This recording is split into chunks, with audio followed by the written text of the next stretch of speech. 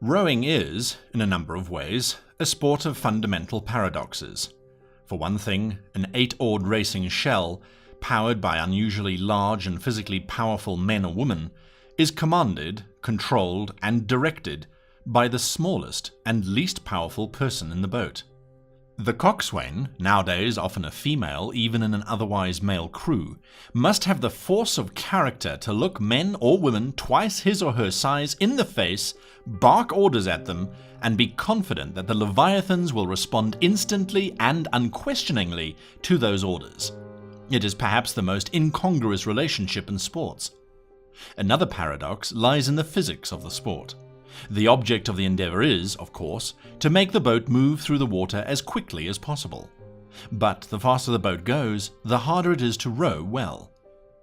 The enormously complicated sequence of movements, each of which an oarsman must execute with exquisite precision, becomes exponentially more difficult to perform as the stroke rate increases.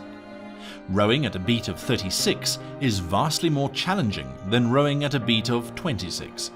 As the tempo accelerates, the penalty of a miscue, an oar touching the water a fraction of a second too early or too late, for instance, becomes even more severe.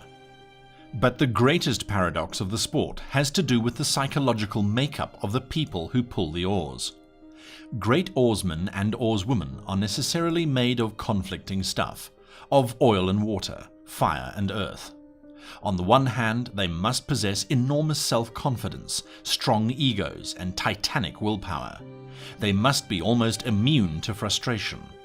Nobody who does not believe deeply in himself or herself, in his or her ability to endure hardship and to prevail over adversity, is likely even to attempt something as audacious as competitive rowing at the highest levels. The sport offers so many opportunities for suffering and so few opportunities for glory that only the most tenaciously self-reliant and self-motivated are likely to succeed at it. And yet, at the same time, this is the key. No other sport demands and rewards the complete abandonment of self the way that rowing does. Great crews may have men or women of exceptional talent or strength. They may have outstanding coxswains, or stroke oars, or bowmen, but they have no stars. The team effort, the perfectly synchronized flow of muscle, oars, boat, and water, the single, whole, unified, and beautiful symphony that a crew in motion becomes, is all that matters. Not the individual, not the self.